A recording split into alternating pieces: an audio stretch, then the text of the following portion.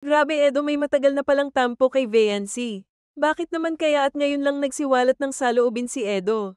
Ano naman kaya ang reaksyon ni Viancy patungkol dito? Gaano ba ito katotoong mga kalingap? Iyan po ay ating malalaman mamaya. At bago po tayo magbigay ng sarili nating komento, pakiusap po na tapusin ang bidyong ito para malaman natin ang nilalaman nito. Isang mapagpalang araw po mga kalingap. Kumusta po kayo? Narito pong muli ang inyong lingkod Kalingap Vlogs channel na maghahatid sa inyo ng panibagong update patungkol sa inyong paboritong Kalingap beneficiary na si Viancy. Ngayon po mga Kalingap ay inyong malalaman ano nga ba ang dahilan ni Edo sa kanyang pagtatampo kay Viancy. Base po kasi sa shoot nila sa Palawan sa part 30 ng Team EDSI during ng kanilang conversation ay bigla na lang binanggit ni Kalingap Edo na may tampo siya sa dalaga. Wika pa niya, may tampo nga ako sa iyo eh. Bakit nga ba nasabi ito ni Edo mga Kalingap? Well, dahil nga po sa personality ni Viancy na hindi siya outspoken ay madalas na namin misinterpret ni Kalingap Edo na walang care sa kanya si Viancy. Feeling kasi ni Kalingap Edo ay wala lang kay Viancy ang mga pinapakita niya dito dahil kung minsan ay nababanggit ni Viancy sa kanya na content lang ang lahat. Siyempre po mga Kalingap, dahil wala pang karanasan si Viancy sa pakikipagrelasyon ay hindi pa ganun kalawak ang kaalaman tungkol dito. Request po kasi ni Kalingap Edo kay Viancy ay sana daw iparamdam niya na nagke-care si Viancy. Ngunit pinabulaanan ito ng dalaga dahil para sa kanya ay nagke-care siya kay Edo, hindi niya lang daw siguro nararamdaman, wika pa ng dalaga. Exact opposite kasi mga Kalingap ang personality ni Kalingap Edo at Viancy. Kung si Kalingap Edo ay sobrang makulit at mahilig magkwento, kabaligtaran naman ito ni Viancy. Dahil si Viancy ay mas madalas na tahimik at nagmamasid lamang. Instead na magsalita siya at magkwento ay dinadaan na lamang sa pagngiti-ngiti.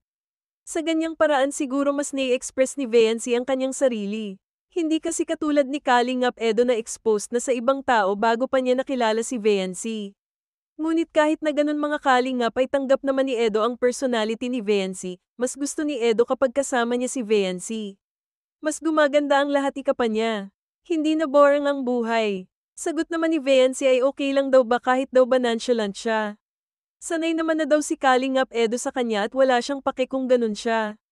Tama nga naman mga Kalingap, dahil kung ano ang ugali ng taong gusto mo ay tatanggapin mo ito ng buo. But who knows mga Kalingap, baka nasa period of adjustment pa talaga si Viancy. Malay natin mga Kalingap na sa mga susunod na araw o buwan ay hindi na maging mahiyain si Viancy.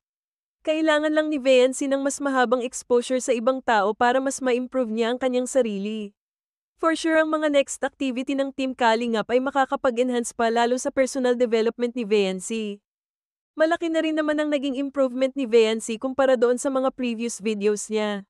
Mas comfortable na siya kay Kalingap Edo ngayon.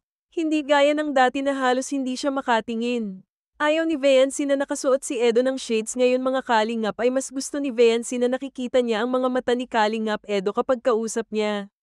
And mas na-feel ni Viancy ang sincerity ni Kalingap Edo. Well, hintay na lang po tayo mga Kalingap sa next episode ng Team EDSI. Kapag mas marami silang serye ay mas nakikilala nila ang isa't isa. And habang wala pa ang schoolang ni Viancy dahil sa susunod na buwan ay magiging busy na naman ang dalaga sa kanilang school. Hanggang dito na lang muna po ang aking update sa Team EDSI. Maraming salamat po sa lahat ng nakarating dito sa dulo. Please like and share po mga Kalingap. Ingat po kayo and God bless po.